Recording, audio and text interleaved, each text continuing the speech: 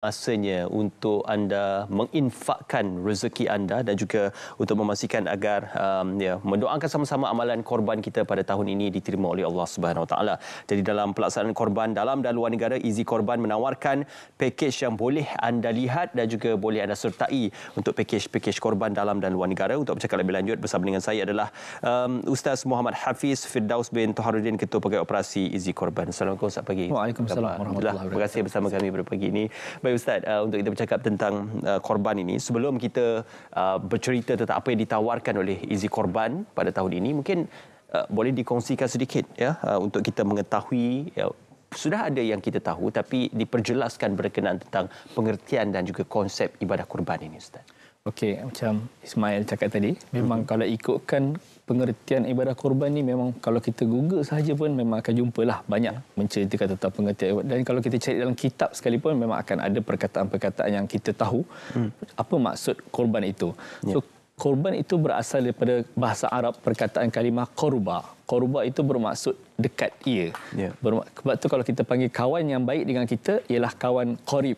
Kalau ikut perkataan asal, kawan qarib, kawan yang dekat dengan kita. Jadi ibadah korban ini ialah menunjukkan kita nak mendekatkan diri kita dengan Allah Subhanahu Wa Taala. Taqarruban ila Allah. Jadi kalau kita tengok balik, kenapa kita perlu melaksanakan ibadah korban? Ini adalah satu soalan yang jarang orang tanya. Selalu orang tanya, kenapa buat korban kat dalam Malaysia? Kenapa buat korban di luar negara? Kenapa murah? Kenapa mahal? Tapi sebenarnya soalan yang jarang orang tanya ialah, kenapa perlu melaksanakan ibadah korban itu sendiri? Jadi korban ini kalau kita tengok, tak ada niat selain daripada semata-mata kerana Allah Subhanahu Wa Taala. Okey, solat, menunaikan zakat, apa yang telah disebut dalam Al-Quran ayat 2 dan 3, zalikal kitabu la raiba fihi hudal lil muttaqin, iaitu petunjuk bagi orang-orang yang bertakwa. Apa dia? Allazina yu'minuna bil ghaibi wa yuqimunas salah wa mimma razaqnahum yunfiqun. Orang yang solat, orang yang zakat. Begitu juga dengan sekarang, fasa orang pergi menunaikan ibadah haji, yang mana kita sendiri tak berpeluang. Orang yang maknanya kita kalau kata anggaran 30,000 kota yang diberikan untuk rakyat Malaysia, sekarang sedang berbondong-bondong untuk menunaikan ibadah haji, yang mana mereka alhamdulillah diberi peluang berada di Mekah dan banyak kelebihan mereka dapatlah. Tapi apa peluang untuk kita di Malaysia ini, yang mana kalau kata dengan rakyat Malaysia lebih daripada 21 juta, maknanya kita kata anggaran 60% adalah orang Islam, takkanlah baki yang tak berpeluang untuk menunaikan ibadah haji itu tidak dapat berbuat apa-apa. Jadi kita tengok balik ayyaman ma'dudat, faman kana minkum maridun aw ala faman hajja, ayat perkataan pasal haji itu ayat Al-Baqarah ayat 197 juga menyatakan tentang ketakwaan. Begitu juga tentang ibadah kurban yang mana disebut dalam suratul Hajj, la yanalallaha luhumuha wala dima'uha walaki yanaluhu taqwa minkum. Daging dan darah itu tidak sekali-kali akan sampai kepada Allah, melainkan hanya ketakwaan kepada Allah. Allah tak nak tengok pun daging yang darah daging sembelih itu, tetapi yang hanya akan sampai kepada Allah adalah ketakwaan kita kepada Allah. Jadi kalau kita tengok balik bagaimana sejarah, sebab tu kita nak menukar sebenarnya doktrin. Orang kata kalau nak buat korban, bagi orang miskin makan, nak bagi orang susah makan. Itu adalah satu pandangan yang bagi saya kita kena perbetulkan balik, sebab tak ada tujuan lain macam saya cakap tadi, hanya semata-mata kerana Allah, kerana ketakwaan kita kepada Allah. Kalau orang susah, dia hari-hari susah, betul dia hari-hari susah, dia hari-hari perlukan makanan. Kalau kita nak bagi daging kat dia sekali, kalau kata tunggu hari korban, daging pun mahal. Mahal. Kalau kita baik-baik kita bagi selain daripada musim korban, hari-hari dia boleh makan, dan daging betul, dan dijadikan sedekah dan lebih murah. Sebab itu kata kalau sedekah, kalau kita dah jadikan korban itu sebagai sedekah, kalau kita tak bagi pada tahun ni pun tak ada masalah, pasal dia jadi macam sedekah. Tapi kalau kita jadikan itu adalah ibadah korban yang pasti kita kena buat, kita akan buat. Macam tu juga bila kata turunnya ayat Al-Quran di dalam khutbah Nabi di dalam haji yang terakhir pada 10 Hijrah, turun ayat Quran yang terakhir yang melengkapkan Al-Quran itu, surah Al-Maidah ayat yang ketiga. A'udzubillahi minasyaitonirrajim. Al-yawma akmaltu lakum dinakum wa atmamtu alaikum ni'mati wa raditu lakumul Islam madina. Pada hari ini aku telah sempurnakan bagi kamu agama kamu, dan aku telah cukupkan ke atas kamu nikmatku, dan aku telah redha agama Islam ini sebagai agama kamu. Maknanya pada hari tersebut, para sahabat yang mendengar bagaimana pengorbanan mereka, Sumayyah yang wanita pertama syahid disula sehingga mati. Ya. Begitu juga dengan Bilal bin Rabah yang dihempap dengan batu, disiksa dengan dihempap dengan batu, dan juga Khabbab bin Al-Arad ditusuk belakang dengan besi panas. Ya. Maknanya nak sampai ke arah agama Islam, di isytihad agama Islam sempurna itu adalah sesuatu sejarah yang panjang. Ya. Jadi bila sampai pada waktu kita buat tak tahu. Itu adalah satu kerugian buat kita, dan itulah yang kata bila kata hari sempurna agama Islam ni bermaksud hari kesempurnaan agama Islam. Masya-Allah. Sebab tu kalau kata kita nak sambut birthday, sempurna lahir. Sambut anniversary, sempurna perkahwinan. Ya. Habis belajar, konvo adalah hari sempurna belajar kita. Maka kita juga ada perayaan yang terbesar dalam agama Islam, iaitu hari kesempurnaan agama Islam. Ya. Maka tak ada niat lain melainkan hanya bila melaksanakan ibadah korban ini menyambut hari kesempurnaan agama Islam. Masya Allah. Dalam menyempurnakan tujuan dan juga tuntutan itu untuk melaksanakan ibadah korban, sudah pastinya Easy Korban menyediakan menjadi pemudah cara untuk kita melaksanakan ibadah korban.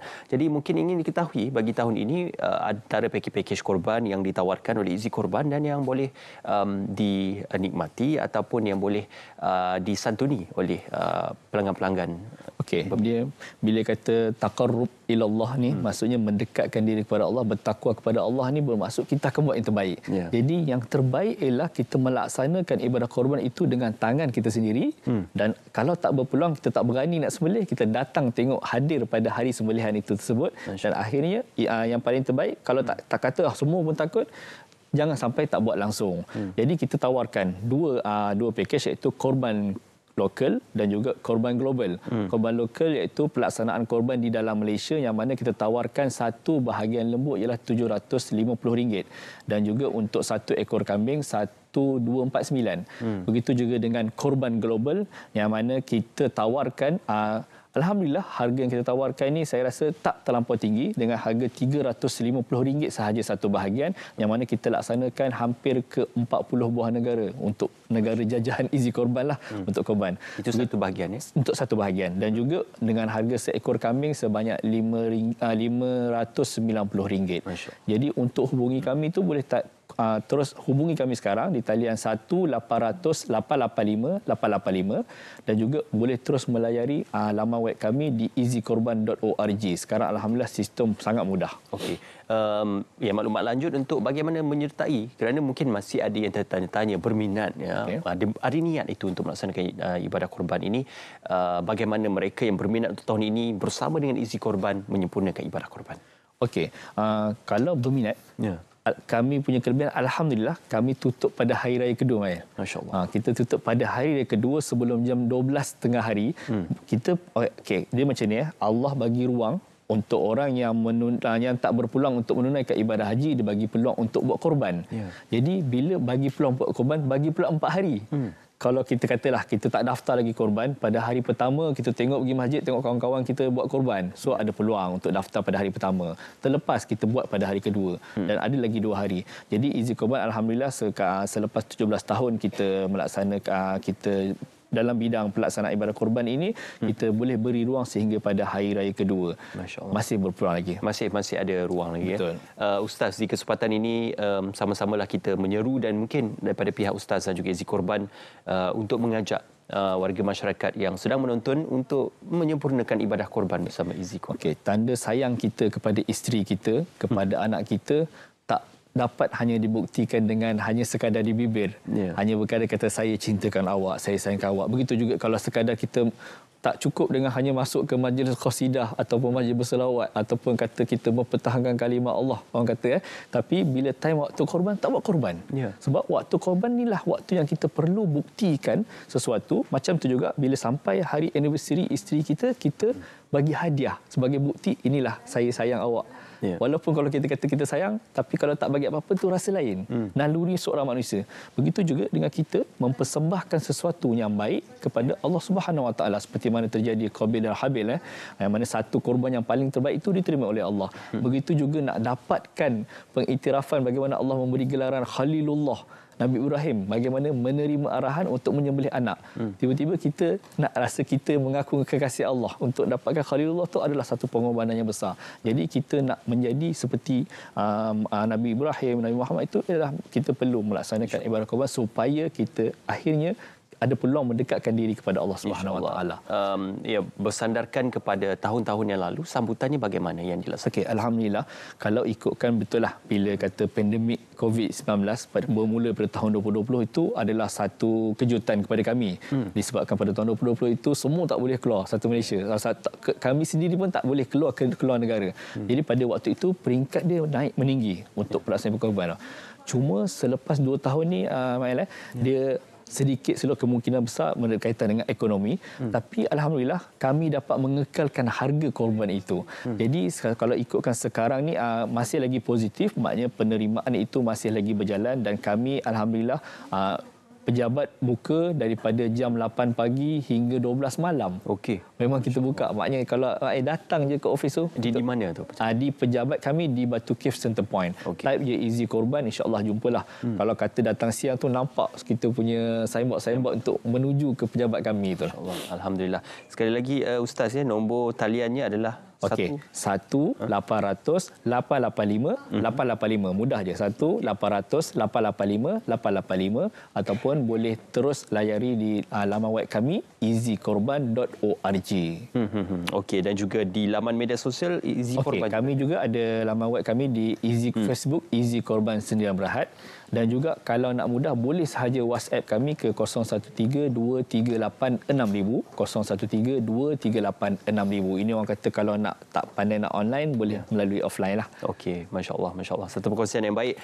Kita harapkan agar tahun ini dapat disempurnakan ibadah korban yang lebih baik berbanding tahun-tahun sebelumnya. Easy Korban, akikah korban tanpa sempadan. Tunaikan tanggungjawab anda dan juga mungkin tunaikan untuk menyempurnakan ibadah korban itu bersama Easy Korban, www.easykorban.org, dan juga taliannya 1-800-885